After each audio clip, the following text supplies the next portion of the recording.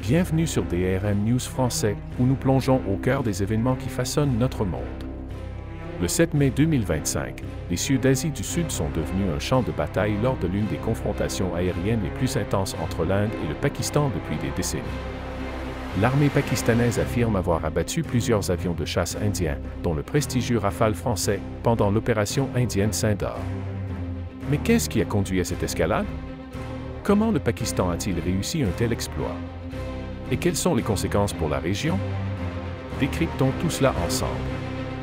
L'étincelle est venue le 22 avril 2025, lorsqu'une attaque terroriste meurtrière à Pahalgam, au Cachemire sous administration indienne, a tué 26 touristes, pour la plupart des ressortissants indiens. L'Inde a rapidement accusé le Pakistan, affirmant que les assaillants étaient liés au groupe pakistanais Lashkar-e-Taiba. Les tensions ont explosé, rupture des liens diplomatiques, fermeture des frontières et mobilisation militaire croissante des deux côtés. La réponse de l'Inde? L'opération Sindor, une série de frappes de missiles ciblant 9 sites terroristes présumés au Pakistan et au Cachemire sous administration pakistanaise les 6 et 7 mai 2025. Pour cette mission, l'Inde a déployé ses Rafales de dernière génération, armés de missiles de croisière Scalp à longue portée, pour frapper depuis l'espace aérien indien. Chaque Rafale, coûtant 288 millions de dollars, est un chasseur de 4,5 générations reconnu pour sa furtivité, son radar avancé et ses capacités de guerre électronique. L'Inde comptait sur ses 36 Rafales pour assurer la supériorité aérienne. Mais le Pakistan avait d'autres plans. Sous la direction du lieutenant-général Ahmed Sharif Chaudhry, l'armée pakistanaise affirme avoir abattu 5 avions de l'armée de l'air indienne, 3 Rafales, un Sukhoi Su-30 MK, un MiG-29, ainsi qu'un drone israélien IA-Iran. Le ministre pakistanais des Affaires étrangères, Ishaq Dar, a déclaré que les chasseurs chinois J-10C, équipés de missiles RRPL-15E, ont joué un rôle clé. Le J-10C, lui aussi un appareil de 4,5 générations, est la réponse du Pakistan au Rafale, doté d'une avionique avancée et de capacités de frappe longue distance. De plus, le système de défense antiaérienne chinois HQ-9B, avec une portée allant jusqu'à 200 km, aurait été responsable de l'abattage d'au moins un Rafale à Pampore, dans le Cachemire indien. Comment le Pakistan a-t-il réussi ce coup de maître? Examinons la tactique. Les défenses aériennes pakistanaises étaient en alerte maximale, anticipant une riposte indienne après l'attaque de Pahalgam. Les J-10C, appuyés par des radars au sol et peut-être des infiltrations humaines à proximité de la base aérienne indienne de Bathinda, ont suivi les mouvements des avions indiens.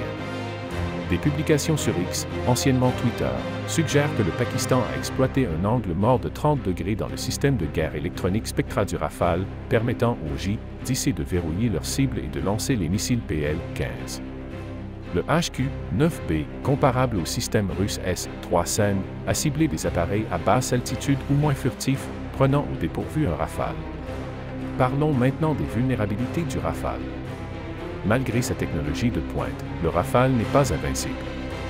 Son coût élevé limite le nombre d'unités en service dans l'armée de l'air indienne, et des problèmes de maintenance ont été signalés.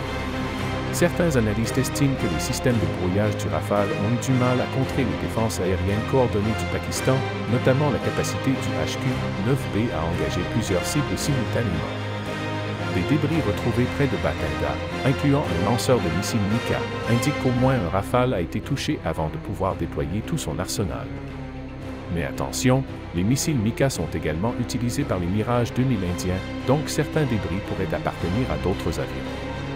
Les pilotes indiens étaient-ils mal préparés?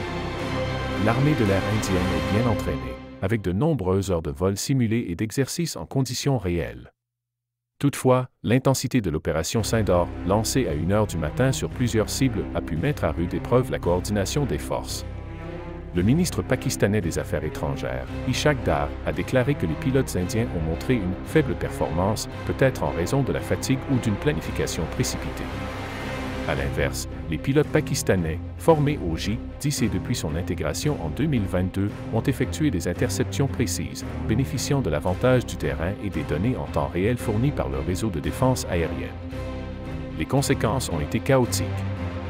Les autorités indiennes ont reconnu que 3 jets se sont écrasés sur leur propre territoire, les pilotes ayant survécu avec des blessures. Les sites de crash à Agnor, Jammu et Cachemire et à Calicut Penchap ont révélé des épaves tordues, certaines portant des marquages français. Les affirmations pakistanaises concernant 5 avions abattus restent non vérifiées, mais un responsable du renseignement français a confirmé à CNN qu'un Rafale avait bien été perdu, potentiellement la première perte en combat de ce type d'avion. Des images sur les réseaux sociaux ont montré des débris, dont un stabilisateur vertical marqué Rafale BS-001, le tout premier Rafale livré à l'Inde. La supériorité du Pakistan dans cette confrontation repose sur sa préparation et sa technologie. Les missiles PL-15 du J-10C, avec une portée de 145 km, surpassent certains missiles RR indiens. Le HQ-9B, intégré au réseau de défense pakistanais, a constitué un piège mortel pour les avions attaquants. Le ministère indien de la Défense a insisté sur le fait que les frappes étaient mesurées et non escalatoires, visant uniquement des infrastructures terroristes. Mais le Pakistan affirme que 31 civils ont été tués, attisant les appels à la riposte. Le premier ministre Shehbaz Sharif a qualifié les frappes d'actes de guerre et a promis une réponse. Alors, qu'est-ce qui a échoué pour l'Inde? Ce n'était pas seulement la technologie du Rafale ou les compétences des pilotes, mais plutôt la stratégie de défense en couche du Pakistan. La combinaison des J-10C, des missiles HQ-9B et du renseignement en temps réel a submergé la frappe indienne. Des questions demeurent. L'Inde a-t-elle sous-estimé les capacités du Pakistan? Le Rafale a-t-il été trop vanté? Et avec 2 puissances nucléaires en confrontation, jusqu'où cette escalade pourrait-elle aller? Faites-nous part de vos réflexions dans les commentaires, abonnez-vous à notre chaîne et activez la cloche pour ne rien manquer de nos prochaines analyses.